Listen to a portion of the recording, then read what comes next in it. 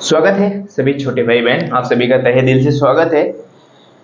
तो भैया आज क्या करना है, देखो इसके पहले इंट्रोडक्शन का एक वीडियो रेशनल नंबर का डाल दिया था। आज दूसरा नंबर है, इसमें कई सारी चीजें सीखना है। मैं जैसे अगर थंबनेल पर देखा होगा तो उस पर लिखा गया धनात्मक और ऋणात्मक परिमेय संख्या, यानी कई सारी चीजें सीखना है। देखो प्रश्नावली के क्वेश्चन करने से पहले अपना सिस्टम क्या होता है, सबसे पहले हम कॉन्सेप्ट के सिखाते हैं। जब हम तरीका हमें पता होगा तभी हम क्वेश्चन को सॉल्व कर पाएंगे। तो आज हमें कुछ तरीके सीखने हैं।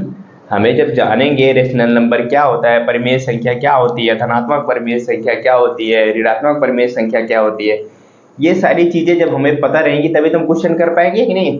ऐसा है कि नहीं? बिल्कुल ऐसा होता है। तो डायरेक्ट अगर जैसे हम, अब बताओ, आपको अगर सिखाया ना जाए गणित को, आपको सीधा पेपर में बैठा दिया जाए कि आप क्वेश्चन सॉल्व करिए, क्या कर पाओगे? नहीं कर पाओगे ना। तो क्या किया जाता है, इससे पहले आपको सिखाया जाता है कि हाँ आप इस तरीके से क्वेश्चन को सॉल्व करेंगे, तब जाके आप पेपर में कर पाते हैं। तो उसी तरीके से ये भी है, प्रश्न अपने जो चैप्टर है, हर एक चैप्टर है, सबसे पहले क्वेश्चन यानी प्रश्नावली के क्वेश्चन करने से पहले हमें कॉन्सेप्ट को सीखना पड़ता है, क्वेश्चन को कैसे सॉल्व किया जाएगा, क्या चीजें होती हैं। तो वही चीजें आज हम आपको बताने चल रहे हैं। चैनल पर पहली बार आए हैं तो चैनल को सब्सक्राइब कर सकते हैं, और जो आपके दोस्त हैं पढ़ने वाले उनके साथ शेयर भी कर सकते हैं। आप इतना काम आप जरूर करेंगे, उम्मीद करता हूँ। थोड़ी देर समझिएगा, अगर समझ में आता है तो वीडियो को लाइक भी कर सकते हैं। चलते हैं, देखते हैं सबसे पहले क्या धनात्मक और ऋणात्मक परिमेय संख्या ये क्या है सर। अब बताइए सबसे पहले क्या रेशनल नंबर क्या है, परिमेय संख्या। मैंने आपको इंट्रोडक्शन वाले वीडियो में बताया था।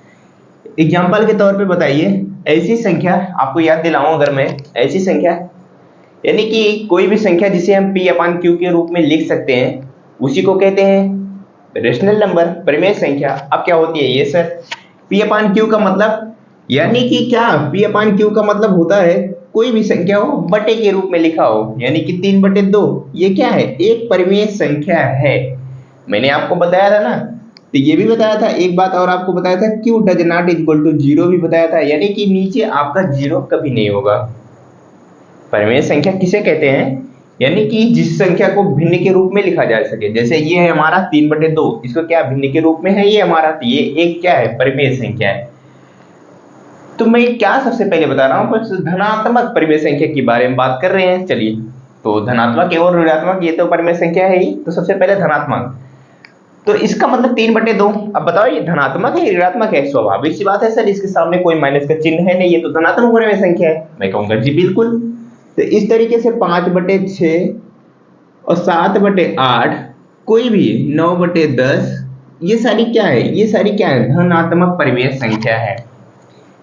आप बात समझ रहे हैं, धनात्मक परिमेय संख्या किसे कह देंगे? सिंपल सी यही बात है, जिसका जो हमारी P/Q के रूप में होती है, यानी कि भिन्न के रूप में जो संख्या होती है, सिंपल सा यही है कि ना उसका अंश ऋणात्मक हो ना ही हर ऋणात्मक हो, यानी कि अंश और हर दोनों धनात्मक हो, तो वो क्या कहलाएगी, हमारी धनात्मक परिमेय संख्या कहलाएगी। क्लियर हो गई बात, धनात्मक परिमेय संख्या। फिर उसके बाद क्या आता है, ऋणात्मक परिमेय संख्या। क्या आता है, ऋणात्मक परिमेय संख्या। ये क्या होता है सर, अगर मैं आपको बताऊं भैया, ऋणात्मक नाम से ही क्लियर हो जा रहा है, यानी कि जो हमारी संख्या है, जो हमारी संख्या है ऋणात्मक परिमेय संख्या, जो हमारी संख्या है क्या, जैसे यही 3/2 है, तो ये तो धनात्मक है। अगर इसी के सामने ये देखिए माइनस लगा दिया मैं, माइनस का 3/2, ये बदल गया किसमें, ऋणात्मक परिमेय संख्या में। क्या, ये बदल गया हमारा ऋणात्मक परिमेय संख्या में। चलिए सर कोई दिक्कत नहीं है। तो आपसे एक क्वेश्चन मैं पूछता हूं, जरा सा यही बताओ, 3/-2 ये क्या है, एक धनात्मक संख्या है या फिर एक ऋणात्मक संख्या है? आप कहेंगे सर जी बिल्कुल, इसे भी हम कह सकते हैं, क्या ये भी हमारा एक ऋणात्मक परिमेय संख्या है? मैं कहूंगा कैसे। तो मैं आपको डिफिनेशन बताऊं ऋणात्मक परिमेय संख्या की, तो वो क्या होता है, वो होता है कि जो हमारी संख्या होती है P/Q के रूप में, यानी कि अंश और हर होते हैं, स्वाभाविक सी बात है। तो इसमें चाहे अंश ऋणात्मक हो चाहे हर ऋणात्मक हो, उसमें से कुछ भी हो सकता है। यानी कि चाहे अंश, चाहे ऊपर वाला ऋणात्मक हो चाहे नीचे वाला, यानी कि अंश हर चाहे एक भी ऋणात्मक हो, चाहे अंश चाहे हर, तो वो क्या है, हमारी सीधी सी बात यही है कि वो ऋणात्मक परिमेय संख्या है। तो अब जैसे ये 3/2 है, तो ये क्या है, हमारा ऋणात्मक संख्या है। ये क्या है, 3 बटे माइनस का 2, ये माइनस का 3/2 और ये 3 बटे माइनस का 2, तो दोनों क्या है, दोनों ऋणात्मक परिमेय संख्या है। इसमें क्या है, इसका तो अंश निगेटिव है और इसका हर जो है वो निगेटिव है। तो सिंपल सी बात यही है कि चाहे अंश ऋणात्मक हो चाहे हर, तो वो ऋणात्मक परिमेय संख्या कहलाएंगी। तो अगर आप इसको देखेंगे, ध्यान से देखना मेरी बात को, माइनस का 3/2 है ना। अगर मैं इसी में कुछ छेड़खानी करूं, जैसे माइनस का 1 बटे माइनस का 1 से, यानी कि ऊपर नीचे -1 से गुणा करा दिया, क्या करा दिया, ऊपर भी -1 से गुणा करा दिया और नीचे भी -1 से गुणा करा दिया। अब ये क्या बन जाएगा बता सकते हैं? आप कहेंगे सर जी माइनस और माइनस जब चिन्ह का गुणा होता है तो ये माइनस माइनस क्या हो जाते हैं, प्लस हो जाते हैं। 3 का 1 के साथ कराएंगे 3 हो जाएगा, और ये माइनस और ये प्लस, तो माइनस और प्लस मिलके क्या हो जाएगा बताइए, तो माइनस हो जाएगा। ये किस में बदल गया, जो माइनस का हमारा 3/2 था वो बदल गया 3/-2। उसी तरीके से ये भी है हमारा 3/-2 है, इसमें भी माइनस का 1/-1 से ऊपर नीचे गुणा करा दिया दोनों तरफ, तो क्या हो जाएगा बताइए, तो ये हो जाएगा माइनस का 3/+2। अब माइनस माइनस प्लस हो जाएगा ना, देखो उल्टा है कि नहीं, उल्ट गया कि नहीं। जैसे ये माइनस का 3/2 था, जब मैंने इसके साथ माइनस का 1 से ऊपर नीचे गुणा कराया ये 3/2 बन गया, माइनस का सॉरी 3/-2 बन गया। यानी कि और जो ऐसे ये हमारा 3/-2 था, इसके साथ माइनस का 1 के साथ ऊपर नीचे गुणा कराया तो ये बन गया माइनस का 3/2, है कि नहीं बताओ। तो इसी को यानी कि परिमेय संख्या, यानी चाहे वो अंश, यानी कि कहने का मतलब ऐसा नहीं है कि सिर्फ ऊपर ही माइनस हो तो ही हमारा परिमेय संख्या होगा, या फिर पहले या फिर नीचे ही माइनस हो तो ही हमारा परिमेय संख्या होगा, ऐसा नहीं है। क्यों नहीं है, क्योंकि ये देखो आप जब ऊपर नीचे गुणा कराएंगे तो वो ऊपर नीचे कोई भी प्लस माइनस हो सकता है। ये देखो माइनस का 3/2 ये बदल गया कि नहीं बदल गया, 3/-2 हो गया, बदल गया ना। तो उसी तरीके से इसका मतलब ये है कि भैया चाहे अंश निगेटिव हो चाहे हर निगेटिव हो, तो वो क्या होंगे, वो धनात्मक यानी कि ऋणात्मक परिमेय संख्या होंगी। तो एग्जाम्पल में चलिए अब मैं आपसे कुछ और एडवांस में पूछता हूं आपसे, चलिए आ जाओ। मैंने एक लिया -3 -2, यानी कि -3/-2, ये धनात्मक परिमेय संख्या है या फिर ऋणात्मक परिमेय संख्या है, आप बताइए हमें।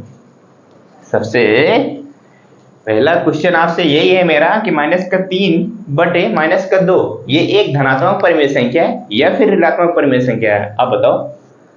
आप कहोगे सर यहाँ तो माइनस लगा है, ऊपर लगा हुआ है, यानी कि ऊपर भी नीचे भी दोनों माइनस है। आपने तो ये बताया हमें ऋणात्मक परिमेय संख्या क्या होगी, या तो हर या तो अंश, उनमें से कोई एक ऋणात्मक होगा तो ही हमारा ऋणात्मक परिमेय संख्या होगी। यहाँ पे तो सर ऊपर भी ऋणात्मक और नीचे भी, यानी अंश और हर दोनों क्या है, ऋणात्मक है। तो इसे क्या कहेंगे सर, हमें कंफ्यूज हो रहे हैं, हमें नहीं समझ में आ रहा है, इसको हम क्या कहेंगे। मैं कहूंगा भैया ये हमारी एक धनात्मक परिमेय संख्या है, -3/-2 एक धनात्मक परिमेय संख्या है। सर ऐसे आप कैसे कह दे रहे हैं, यहाँ तो माइनस माइनस लगा हुआ तो आप कैसे धनात्मक इसको कह दे रहा हूं। मैं कहूंगा भैया आपको हम दिखा रहे हैं, थोड़ी सी तसल्ली रखो। चलो आ जाओ देखते हैं कैसे ये हमारा धनात्मक परिमेय संख्या है। माइनस का 3/-2, मैंने कहा ये एक धनात्मक परिमेय संख्या है। तो कैसे है हमें जरा सा समझाइए, ये -3/-2 ये एक धनात्मक परिमेय संख्या कैसे है, जरा सा हमें आप इसे समझाइए। तो मैं कहूंगा बिल्कुल आपको हम समझाने के लिए है ही। तो चले आ जाओ भैया, मैंने लिया -3/-2, ये तो हमारी है ही। अगर मैं मेरे भाई इसी में मैं -1 से गुणा करा दूं ऊपर और -1 से नीचे गुणा करा दूं, अब क्या बन गया ये हमारा बताइए। ये हमारा बन गया माइनस और माइनस प्लस हो जाएगा और ये हो जाएगा 3, 3 के साथ 1 गुणा कराएंगे 3 ही आएगा, और ये माइनस ये भी प्लस हो जाएगा, 2 का 1 के साथ कराएंगे 2, तो ये बन गया हमारा 3/2। तो ये क्या है भैया, एक धनात्मक परिमेय संख्या है। क्या है ये, एक हमारा धनात्मक परिमेय संख्या। क्लियर हुआ, समझ में आ गया ना, बताओ अच्छा है कि नहीं है तरीका। देखो जैसे -3 बटे -2 था, तो ये क्या है, माइनस माइनस है ऊपर नीचे, कोई दिक्कत नहीं है सर, फिर भी ये हमारे क्या है, ये हमारे एक धनात्मक परिमेय संख्या है। इसके पहले वाले में क्या था सर, केवल एक होता था ना, केवल या तो अंश होता था या तो हर होता था, तब वो ऋणात्मक होता था। उसके साथ जब -1 के साथ ऊपर नीचे गुणा करा देते तो ऊपर वाला माइनस रहता था तो नीचे वाला माइनस बन जाता था, नीचे वाला माइनस रहता था तो ऊपर वाला माइनस बन जाता था। तो यानी कुल मिला के एक तो रहता ही था तो माइनस ना। तो इसमें क्या है, जब इसमें मैंने गुणा कराया -1 से ऊपर नीचे, तो ये तो 3/2 बन गया, यानी कि दोनों धनात्मक बदल गए। तो इस वजह से ये क्या है, एक धनात्मक परिमेय संख्या है। अब बताइए, मैंने आपको धनात्मक और ऋणात्मक परिमेय संख्या तो समझा दिया खूब अच्छी तरीके से। अब बताओ कोई डाउट है, नहीं डाउट है ना, समझ में आ गया, तो वीडियो को लाइक कर देना। तो चलते हैं, शुरू करते हैं। अब इसके बाद हम समझेंगे दूसरी चीज, परिमेय संख्या को रेखा पर कैसे निरूपित करते हैं, ये चीज समझते हैं। तो अपनी हेडिंग देखो, परिमेय संख्या रेखा पर किस प्रकार निरूपित किया जाता है, यानी कि एक हेडिंग डाल दो। तो समझना शुरू करते हैं। संख्या रेखा पर, तो आपने बहुत सारी चीजें इसके पहले भी पढ़ी होंगी, नहीं पढ़ी है, पढ़ी जरूर होगी, ऐसा है नहीं। संख्या रेखा पर कैसे निरूपित किया जाता है, इस प्रकार से रेखा होती है कि नहीं होती है, आप कहेंगे जी सर बिल्कुल। तो इसके बीच में क्या होता है, 0 होता है। तो इसमें कुछ कुछ पॉइंट है, क्या क्या पॉइंट है, जैसे 0 के दाईं तरफ बोले तो ये हो गया 0, दाईं तरफ हो गया ये। 0 के दाईं तरफ जो है धनात्मक संख्याएं लिखी जाती हैं। सबसे पहला पॉइंट आप नोट डाउन कर लेंगे, 0 के दाईं तरफ जो होती है वो धनात्मक संख्या होती है, और 0 के बाईं तरफ जो होती है वो क्या होती है, वो एक ऋणात्मक संख्या होती है या फिर लिखी जाती है। जैसे हमको इस संख्या पर निरूपित करना है, यानी इस रेखा पर संख्या निरूपित करना है, कैसे निरूपित करेंगे, तो अभी बताया मैंने, 0 के दाईं तरफ यानी धनात्मक 1 2 3 इसी तरीके से आगे बढ़ते जाएंगे। और बाईं तरफ क्या होता है, -1 -2 और -3, इस तरीके से इस तरफ बाईं तरफ हम बढ़ते जाएंगे, -3 -4 -5 ऐसे डट अनंत तक जाती है। तो ये सबसे पहली पॉइंट आ गया हमारा, क्या, संख्या को रेखा पर कैसे निरूपित करते हैं। संख्या को रेखा पर कैसे निरूपित करते हैं, ये चीज आ गया। 0 के दाईं तरफ धनात्मक और 0 के बाईं तरफ ऋणात्मक।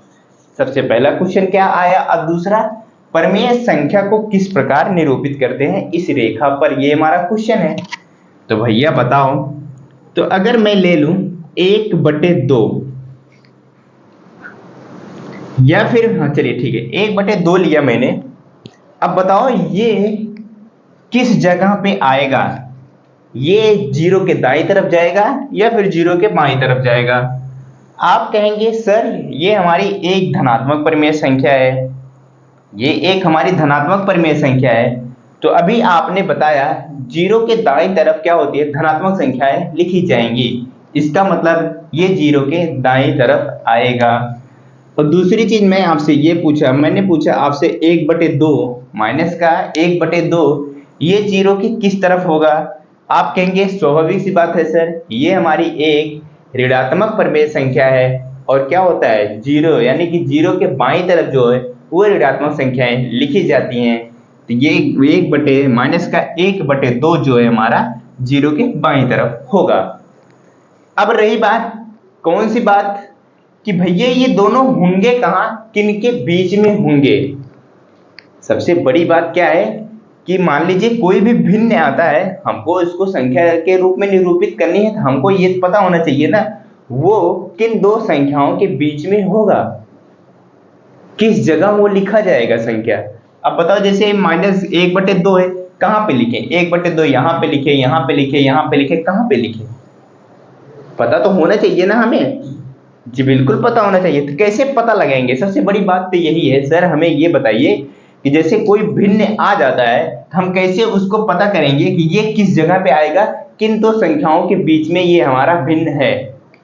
सबसे पहली बात क्या है कि भैया जब हमको भिन्न मिलेगा, या चाहे धनात्मक मिले चाहे ऋणात्मक मिले, उससे हमें मतलब नहीं है, लेकिन सबसे पहली पॉइंट तो यही होना चाहिए कि हम कैसे पता लगाएंगे सर कि किन दो संख्याओं के बीच में है।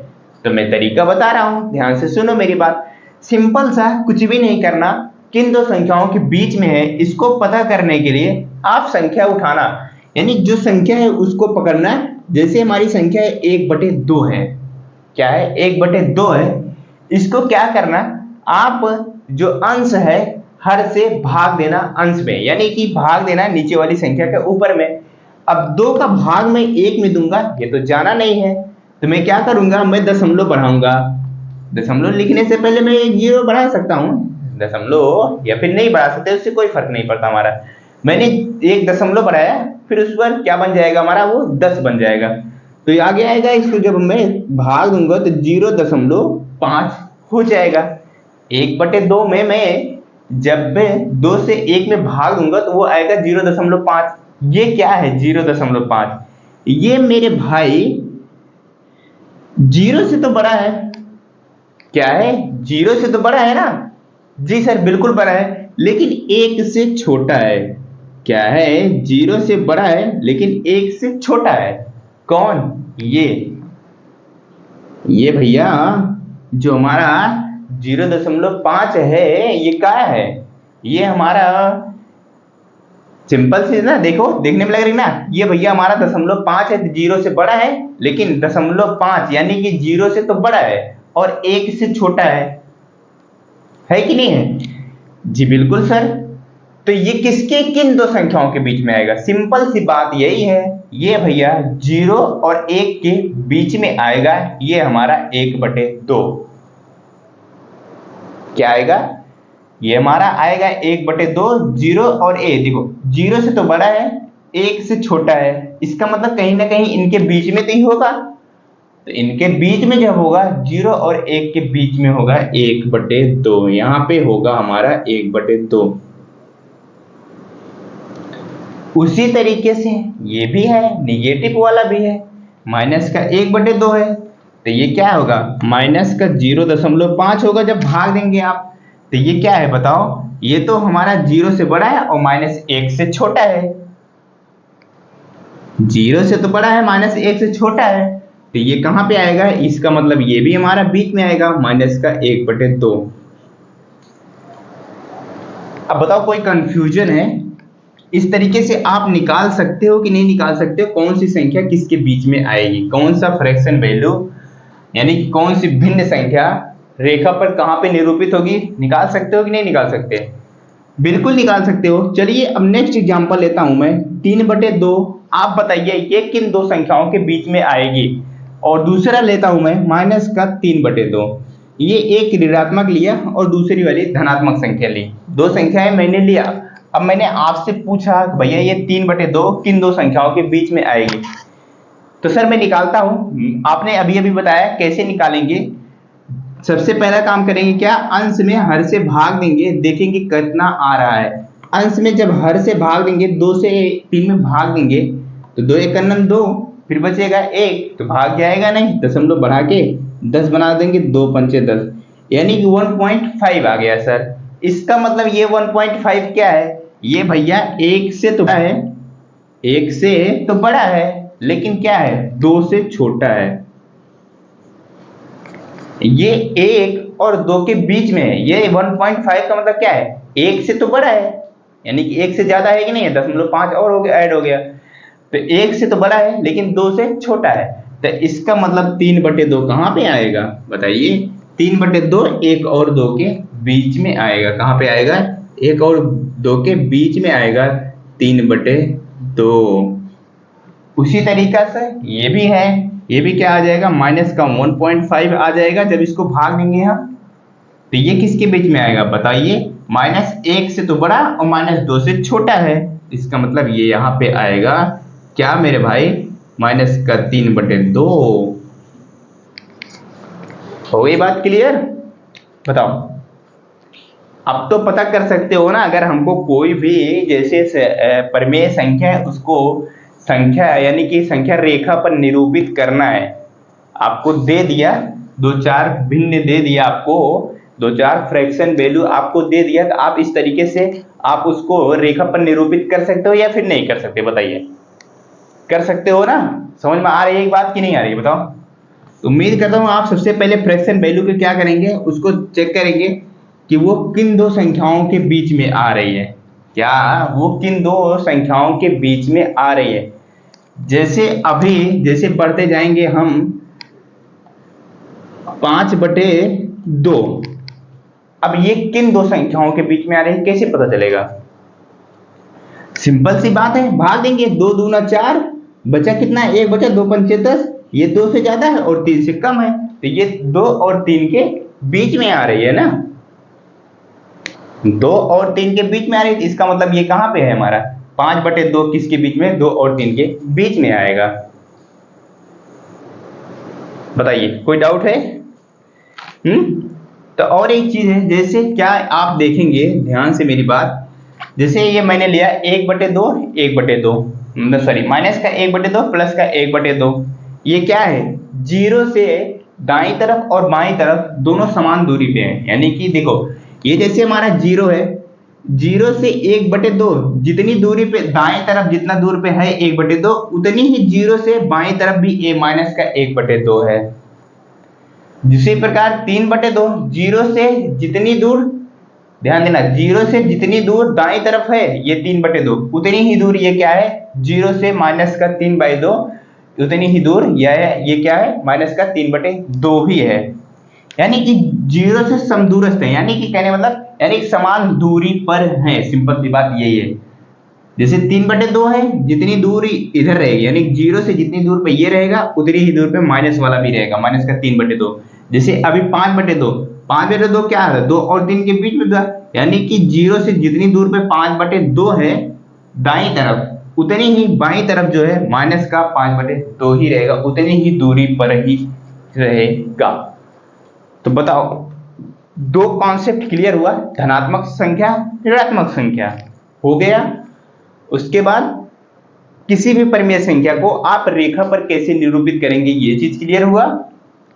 अब इसके बाद एक कॉन्सेप्ट और आज के दिन सीखते हैं, जैसे कोई संख्या होती है उसको कहते हैं मानक रूप में परिमेय संख्या बनाना, या फिर कैसे होता है मानक रूप, मानक रूप में कोई परिमेय संख्या कैसे कहते हैं, मानक रूप की परिमेय संख्या, ये चीज समझ लेते हैं, फिर उसके बाद आज के दिन का सेशन करेंगे समाप्त।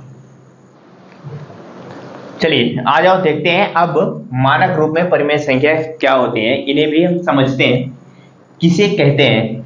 तो कुछ एग्जांपल लेते हैं, समझना शुरू करते हैं। जैसे मैंने लिया 3/5 ले लिया, फिर दूसरी संख्या ले लिया मैंने माइनस का 5/8 ले लिया, फिर ले लिया 2/7 ले लिया, फिर उसके बाद क्या ले लिया 7/11 ले लिया, माइनस का 7/11 ले लिया। ये मैंने 4 संख्या ली है।